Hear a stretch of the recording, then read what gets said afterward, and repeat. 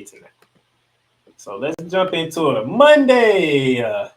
We had two games on Monday. As you see, the Liberty took down the Storm, and then the Suns beat the Fever for the second time of the season. First off, the New York Liberty hosted the Seattle Storm. In a game that would have been interesting to see as the new look Storm still trying to get acquainted with each other. Skylar Diggins Smith, Jude Lloyd, Narika Gumake, all trying to fit in, trying to find their footing with each other. And the Liberty took care of business and in business at home, 74-63. Sabrina Nescu, she finally had the coming out game that I've been waiting on. 20 points on the board, 8 dimes. She was 7 for 17 from the field, 1 for 6 from 3. You got 16 from JJ, Jaquel Jones. Stewie gave me 16. Both of my ladies combined for 19 rebounds. Banaja Lane Hamilton gave me 13. It was a very good game.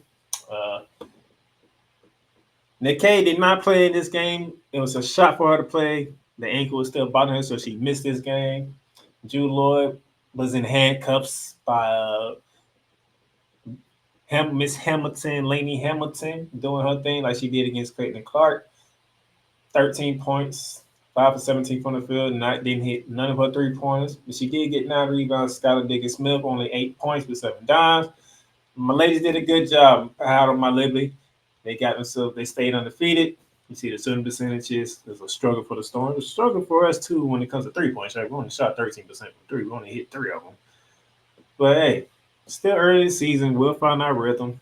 And then once we start finding our rhythm getting together, we'll see. And then that brings us to the Connecticut Sun for the second time have defeated the Indiana Fever. They opened the season against the Indiana Fever. Now they go to Indiana and they defeat the Indiana Fever, dropping the Indiana Fever on 4. But what I'm seeing here is, okay, Alicia Thomas, who was the player of the week that we talked about earlier in our Around the Hardwood segment, 24 points, 9 dimes, 14 boards. Can't argue with that. DeWanna Bomber, 22 points. Brianna Jones still working her way back, but she's being efficient with 8 points, hitting half her shots. Carrington give you 14 with 6 boards. But what I'm starting to notice, Caitlin Clark is starting to find a little rhythm now. 17 points, 5 for 11 from the field, 3% from 3-point range, 5 dimes, 3 boards. She's starting to find a rhythm. Aaliyah Boss is not getting involved in the offense as much as she was last year, only 10 points, They still trying to work some things out, but I can see the improvement happening for Caitlin Clark now. Okay?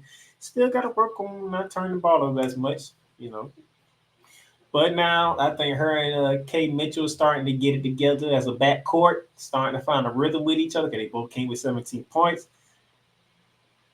As the season progresses, I'm looking for Caitlin Clark to start getting more comfortable, and then we can start to see a little bit of Caitlin Clark that we saw from Iowa the last 2 years. Not fully. I don't think we'll be fully because still got to learn how to get with the team. Her and Aaliyah Boston, once they figure out that 1-2 punch combination, the pick and pop, the pick and roll, whatever the case may be, Indiana will start doing better. But even though they're 0-4, I say this like 1,000 times. Like, look who they played in their 4 games. Connecticut Sun, New York Liberty. That's it. They played them twice. They lost. So you lost to the second best team twice, and you lost to the third best team twice. Okay, it's all good because guess what? They threw the heavyweights at Caitlin Clark early in the season. All right. Now we're gonna see because I know she had the Storm coming up. She got Sparks coming up before she gets to the champs. So we'll see what she goes. But I do bear they played the Storm already this week, so we're gonna get to that. That was Monday. Okay, you see the shooting percentages. Nothing too much to drive about here. Let's go to Tuesday. 3 games on Tuesday. The Atlanta Dream, shout out to Kool McCain. His Dream took down the Dallas Wings. The Mercury had the defending champs lost in Vegas, and the Sparks got their first win over the Washington Mystics. All right. First, the Atlanta Dream defending home court, getting their second win of the season, and then they do it against the Dallas Wings. Alicia Gray, 21 points. Ryan Howard, 15-10. She's doing her thing. Rainey Howard doing her thing, man. Coming off of rookie of the year 2 seasons ago, and she's continuing to get better and better. Tina Charles, 12 and 11, can't be mad at that. Cheyenne Parker Tyres, 16 points. They have a balanced scoring going over there in Indiana, in Atlanta. Now, if we can get Haley Jones in that mix, we'll do better. She only played 16 minutes on two shots, made one of them, so not gonna hurt too much about that. Arike Agumawale, 24 points. I mean, she has no help. Both of your centers for Dallas didn't score a point. They went 0 for 5 with no points and only gave you three rebounds. Well, one played 7 minutes, one played 14 minutes, so I can see how that can happen. And Billings, 20 points, but I mean, when you're not getting any help from role players, it's gonna be hard to win in any type of basketball game. But hey, still early in the season. Shooting percentages, you can see 42, almost 43% for the Wings, 41.7 for the Dream. 3-point shooting is the difference in this one.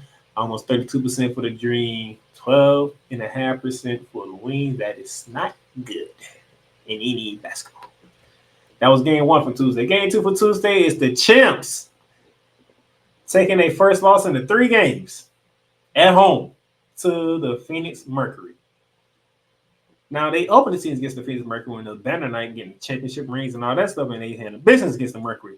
Mercury came back, and they said, not again. And Kalia Copper, oh my gosh. She went for 37 on the Champs, okay? DT, Diane Taurasi, only 9.3 for 13. She struggled in that game, but Kalia Copper went in on the defending Champs. I mean, 37 to lead the way. Jackie Young for the Aces, 23 points, 8 boards, 8 dimes. Kelsey Plum, 27 points. Asia Wilson, 21 to 13. Kia Stokes with 11. Still haven't heard word for Chelsea Gray yet on when she'll be available. But yeah, the Champs took one on the chin. They took one at home. First loss of the season. And now you were down to 2 teams undefeated. As we continue on with Tuesday, you see the shooting percentages and all the team statistics. We have one more game. The Sparks got their first dub of the season against the Washington Mystics, who dropped them to 0-4 along with the Indiana Fever. Good win for them. And Cameron Brick, she only gave me 4 points. She made both her shots, but she made the game-winning block. It's what she was known for in college. She was able to block shots. So she came up big when it was time to come up big. She made the block that captured the first victory for the LA Sparks and beat 17 points, 18 rebounds. Wow. She is dominating on the inside right now. She's got to be averaging about 12 to 13 rebounds a game because she's always in the double digits and rebounding, double digits and scoring. She's doing her thing. Lacey Brown, 20 points to lead the way with 6 dimes. So first win for the LA Sparks. Can't be mad at that. The Washington Mystics, they got to find some answers because, like I said last time, they lost a lot of talent. Natasha Clouds with the Phoenix Mercury. Elena Deladon, she's taking a break from basketball. So they got to find some answers over there in the capital. And then we head to Wednesday. The Seattle Storm hosted the Indiana Fever. Thus dropping the Indiana Fever and Caitlin Clark to 0-5. I was looking forward to this matchup because I wanted to see how this point guard matchup was going to work. And Drew Lord, 32 points. 11 boards with 6 dimes, put on a show at home with the Indiana Fever in the building. Caitlin Clark did pretty good. 21 points, 7 boards, 7 assists. The killing turnover at the end of the game. Can't have that turnover. Can't have that turnover. But I want to credit the Storm's defense.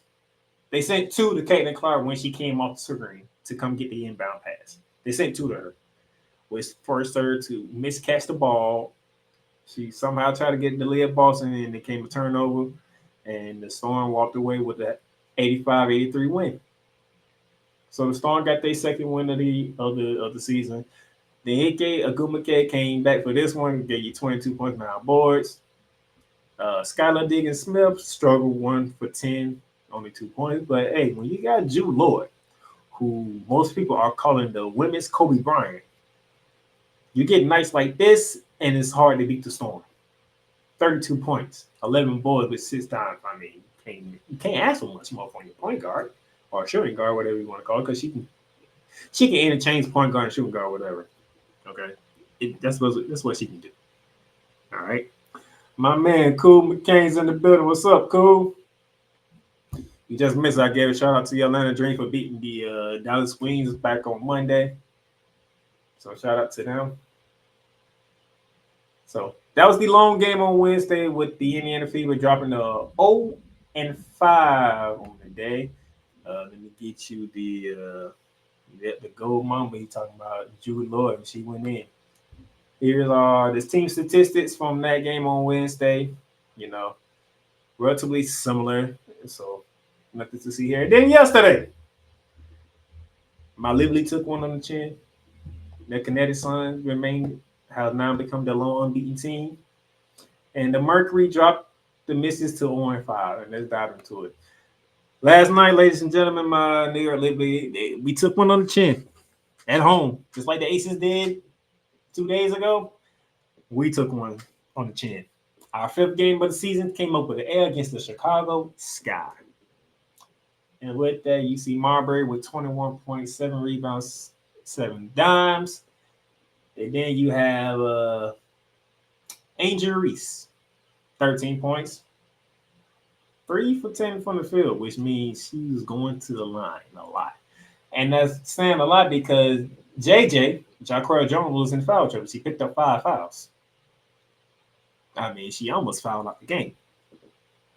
So Angel Reese made use of the free throw line.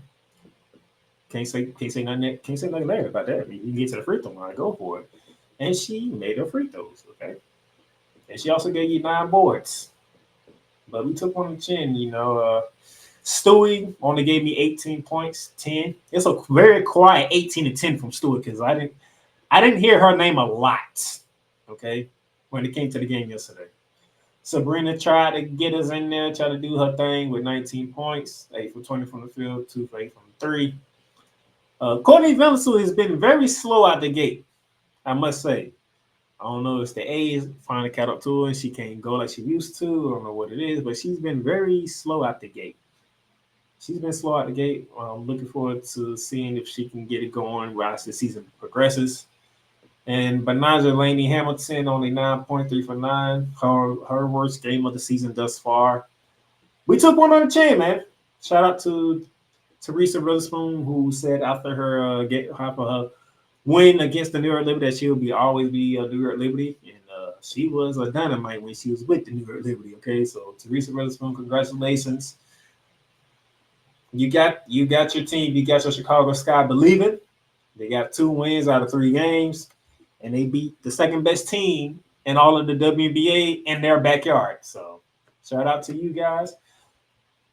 And man, our shooting percentage is so 8 from 22 from 3. That's not New York Liberty basketball. Shooting 13 for 20 from the free throw line. That's not New York Liberty basketball. So yeah, give the credit to the fact that both teams shot 13 for 20 from the free throw line is ridiculous in a sense because you shouldn't be in the 60s shooting free throws. But it's not New York Liberty basketball, and we paid the price. We took a L. Our first L of the season. That was game 1 of Thursday. Game 2 of Thursday featured the lone undefeated team in the W, that is Kinetic Sun, defending home court in overtime over the Minnesota Lynx, 83-82. The battle of the players of the week in the W. Those of you who are just joining in, the WNBA announced players of the week. For the Minnesota Lynx, it was Nafisha Collier, and for the Kinetic Suns, Alicia Thomas. So these two got to go head-to-head. And, man, you see a Collier, 31 points, 11 boards. You can't ask for much more than that on the road. Williams gave you 19, but it's the Kinetic Suns, and here's the problem. Cool. We tried to warn them. Game 1 of it has finally happened yesterday. Dawana Obama, 20 points. Alicia Thomas, 13. 7 boards, 18, 13, anyway, 7 boards and 5 assists. And then Brianna Jones, 19 points with 6 boards and 5 assists. There goes that third member. Me and Cool McKay was trying to warn y'all about once Jones started getting the cranny and getting back in her rhythm, Connecticut gonna be a problem. This is why they're the third best team in the WNBA. Now they starting to get double-digit figures from Brianna Jones. Good luck. Good luck beating them. Okay? Because when them three are working together as a unit, look, it's over. Because that's 3 scores. And guess what? Jones can go inside and dominate. Alicia Thompson can go inside and outside and dominate. And Bonner can go inside and outside and dominate. So you got 3 players who can dominate inside and 2 who can step out outside and let the third member dominate inside and the other 2 that's control the outside. Look, if Connecticut take out my New York Liberty and get to the WNBA Finals, I won't be mad because I know what type of team the Suns are. I just know what type of team they are. And to be honest, if Jones doesn't get hurt during the season last year, we would have been in a fist fight trying to get to the NBA Finals to face the Las Vegas Aces. Just letting you know. So the battle for 2 and 3 is going to be, actually the battle for 1, 2, and 3 is going to be interesting now that the Aces lost at home and then we lost at home, and the only undefeated team is the Connecticut Suns at 4-0. So it's going to be interesting at the top for sure. And you look at the shooting percentages, when you shoot 19% on the road, that's a tough one to overcome. You only lost by 1 if you Minnesota. So if there's a silver lining, so to speak, in the loss, you shot 19% from 3 on the road and you only lost by 1 in overtime. So whatever you was doing elsewhere outside of 3, you was doing very well. It just Connecticut was a little bit better.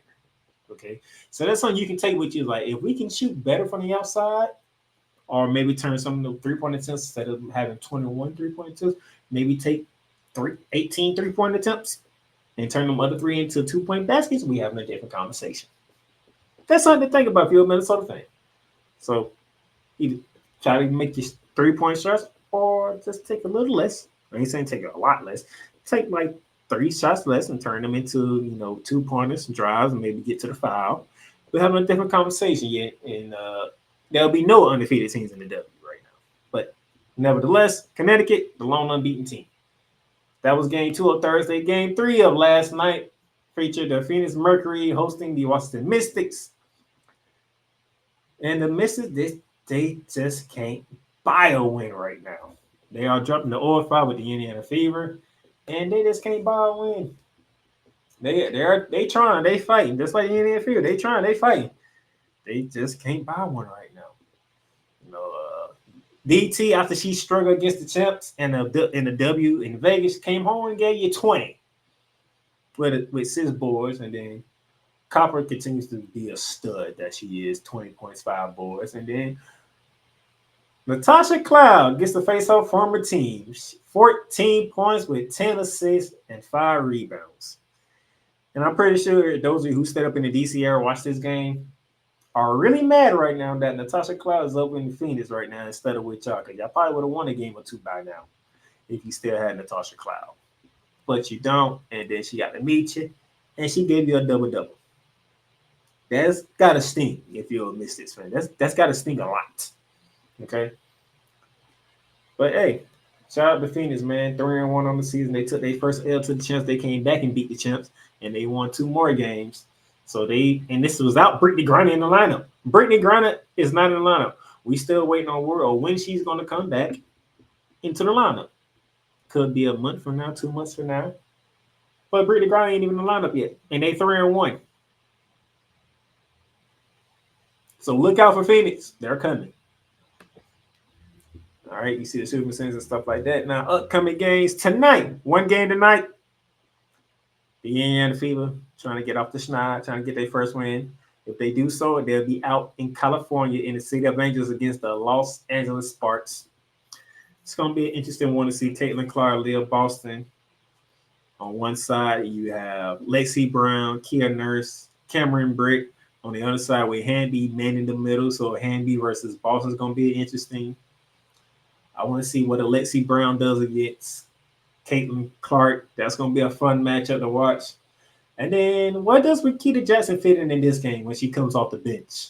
Because if she comes in and provide a spark for the Sparks, pun intended, heavily intended, Indiana could be 0-6.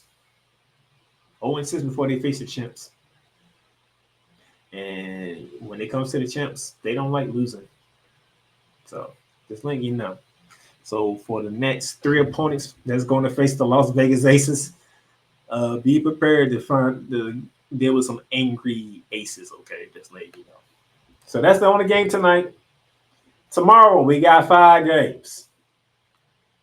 Game 1, that'll be on CBS. The New York Liberty taking on the Minnesota Lynx. Both teams coming off losses. One team's going to bounce back. The other team going to be suffering their second loss of the season. Back-to-back losses, by the way. So we'll see how that goes at 1 p.m. And then on CBS Sports Network tomorrow night, 8 p.m., the Kinetic Sun continue their undefeated streak against the Chicago Stars down in Chi-Town. Chi-Town is going to be rocking. Angel Reese getting her first meeting with Alicia Thomas. That's going to be. I want to see how Angel Reese is going to deal with Alicia Thomas. That's going to be a fun one to watch. Because I don't know if Angel Reese ever met anybody like Alicia Thomas. I'm just going to let you know right now. I don't think she ever met nobody like Alicia Thomas. And the work she going to put her through. But if Angel Reese can withstand her, and then again, she might have a switch against the Warner Bummer, and that's even more dangerous. Ugh. I want to see the front court of Chicago. What is Teresa Witherspoon going to do when it comes to this front court, when it comes to Connecticut? Because remember, they got 3 pieces that is tough to deal with. And Brianna Jones already getting her rhythm back. You see, they scored 16 in the last game. So, Angel Reese, you might have to get some learning lessons tomorrow when the Connecticut Suns come walking in there. Just letting you know. I'm pulling for you. I like you, Angel Reese. I'm just letting you know, if I'm being honest, you might be going to school when the Connecticut walk in that building because them 3 ladies on the Connecticut Sun, good luck.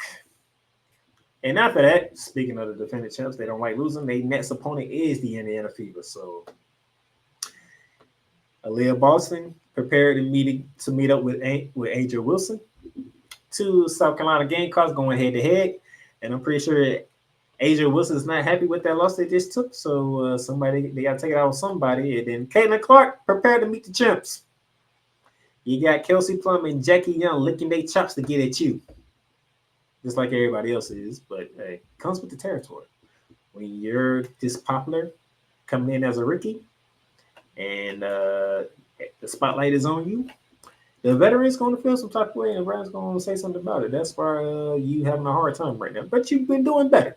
But now you get to meet the champs at the wrong time because they just coming off a loss. And if I know the champs like I do, yeah. Good luck when y'all tip off at 9 p.m. tomorrow because they might put one up y'all behinds. Just giving you fair warning. Going from one team that's 0-5 to another team that's 0-5, the Washington Mystics continue their West Coast road trip. This time they're going up to Seattle to take on the Seattle Storm. Can the Washington Mystics find any answers to get a W? Still in the early stage with the Storm new team. Skylar Diggins-Smith haven't found her rhythm yet. Enike Agumake, she just came back from an ankle injury. Jude Lloyd, the gold mama, she's going to do what she do. So that's just know that. She's going to do what she does. But can the Washington Mystics find any answer to get them their first dub of the season in Seattle? That's at 9 p.m. And then the final game, I believe that game is on MSNBC, if I'm not mistaken. Yes, if I looked at correctly, that did say MSN. And I do know if the logos say MSN, that is MSNBC. So, yeah, MSNBC got the Mystics and the Storm. I forgot what channel has the Fever and the Aces. Matter of fact, I can look it up. And then the final game that's not the game that will not be televised on tomorrow will be the Dallas Wings at the Phoenix Mercury.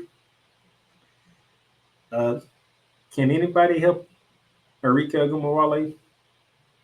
Because right now, the way Phoenix is looking without Brittany Griner, that's a sneaky dangerous team all of a sudden. They doing this without Brittany Griner. They knocked the champs out in their own building. Okay. After they took one in opening night, they went back to Vegas, took them down. Now they just rolling. This was without Brittany Griner. So what are we gonna do with that? If you're the Dallas Wings, somebody go help Enrique Gomorrale, please. Because if not, the Phoenix Mercury gonna run you out. Because not only you got to deal with Diana Taurasi, who's like almost everybody's GOAT in the WNBA. Kalia Copper has found her footing in Phoenix and is balling. Okay. Natasha Cloud is coming off a double with points and assists because she just faced her former team and went in on them. This Mercury team is coming. This Mercury team is trying to get back to where they used to be at, and they up to a good start with 3-1. So we'll see how that goes. Oh yeah, that Fever Ace game will be on NBA TV. So let me go through it again just to make sure you got it. So our 1:00 game, the Liberty and the Lynx will be at 1 p.m. on CBS. Chicago and Connecticut game will be on CBS Sports Network. The Fever and Aces are on NBA TV. And the Mystics and the Storm are on MSNBC. And obviously, the Wings and Mercury will not be on televised television, unfortunately. And then we get to Sunday, ladies and gentlemen. And on Sunday, we have 2 games on the docket. The Minnesota Lynx take the trip down to the ATL to take on the Atlanta Dream. That game, they don't have a TV provider for that game right now, so we don't know what channel that game is on or how you can watch that game. But 6 p.m., that should be an interesting one to feature Collier. Then going against Tina Charles, that should be an interesting matchup on the inside. Let's see if Miss Howard continue to be that domino effect that she has been ever since she came to the W. And then game 2 at 9 p.m., the Dallas Wings are out in LA to take on the LA Sparks. This is a matchup that I'm looking forward to this when it comes to Sunday. When a Rakita Jackson comes in off the bench, does she get the matchup with Arike Agumawale? And if so, how does that matchup go about? Now, they list Rakita Jackson as a forward, Arike Agumawale as a guard, but we've seen plenty of times when forward will take on the guard. I'm looking for to see Enrique Gomorrale want to take on the challenge of guard and Rakita Jackson because we're talking some dynamite players. Okay, now Rakita Jackson, when she gets more playing time, it's gonna be a problem because she's nothing but she's a bucket. I don't care what. If y'all haven't been watching, she is a bucket off the bench. That's why it's hard for the Sparks to play her like that because Kia Nelson is a great point guard. Lacey Brown's a bucket too. So, and then you got Cameron Brick. What does Cameron Brick do against this Dallas Wings team? And she's still trying to find her footing on the offensive side. Defense is there. Hey, the long win for the Sparks was her making a block shot at the end of the game. So the defense is there. Just got to work on the offensive side. Okay. So that's it for the WNBA